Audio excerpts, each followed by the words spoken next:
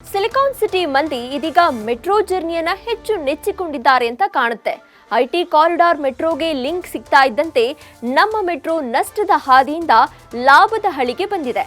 ಕಳೆದ 9 ತಿಂಗಳಿನಲ್ಲಿ ಬಿಎಂಆರ್ಸಿಎಲ್ಗೆ ಬಂದ ಆದಾಯ ಎಷ್ಟು ಗೊತ್ತಾ?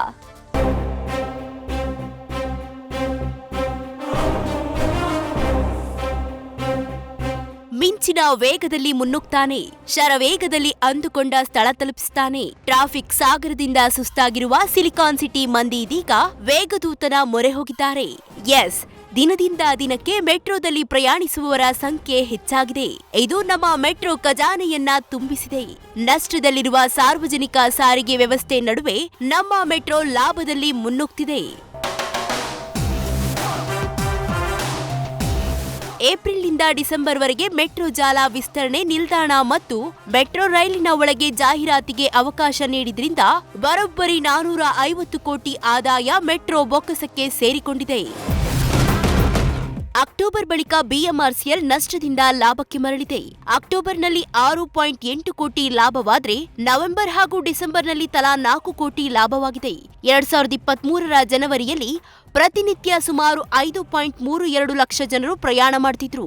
ಆದ್ರೆ ಈ ಸಂಖ್ಯೆ ದಿನೇ ದಿನೇ ಹೆಚ್ಚಾಗ್ತಿದ್ದು ಈಗ ಪ್ರತಿನಿತ್ಯ ಸರಾಸರಿ 6.88 ಲಕ್ಷ ಪ್ರಯಾಣಿಕರು ಮೆಟ್ರೋದಲ್ಲಿ ಓಡಾಟ ಮಾಡ್ತಿದ್ದಾರೆ. ನಾನ್ ಫೇರ್ ಬಾಕ್ಸ್ ರೆವೆನ್ಯೂ ಬಂದರೆ ನಮಗೆ ಅದೊಂಥರ ಮತ್ತೆ ಇದು ಜನರಿಗೆ ಹೆಲ್ಪ್ ಆಗುವಂಥದ್ದು. ಯಾಕಂದರೆ ನಮ್ಮ ಫೇರ್ ರಿವಿಷನ್ ಆಗಲಿ ಇದಕ್ಕೇನಾಗಲಿ ನಾವು ಈ ನಾನ್ ಫೇರ್ ಬಾಕ್ಸ್ ರೆವೆನ್ಯೂ ಕಾಂಪೊನೆಂಟ್ ತೋರಿಸಿದಾಗ ನಮಗೆ ಫೇರ್ ಇನ್ಕ್ರೀಸಲ್ಲೂ ಕೂಡ ಜನರಿಗೆ ಮೇಲೆ ಭಾರ ಹಾಕುವಂಥದ್ದು ಕಡಿಮೆ ಆಗುತ್ತೆ. ಒಟ್ನಲ್ಲಿ ಬಿಎಂಆರ್ಸಿಎಲ್ಗೆ 9 ತಿಂಗಳಿನಲ್ಲಿ 450 ಕೋಟಿ ಆದಾಯ ಬಂದಿದೆ.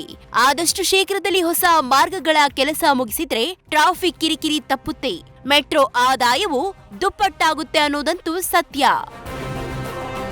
Dhruvaraj, news first, Bengaluru. News first ನಿರ್ಭೀತಿಯಿಂದ ನಿಮ್ಮ ಪರವಾಗಿ.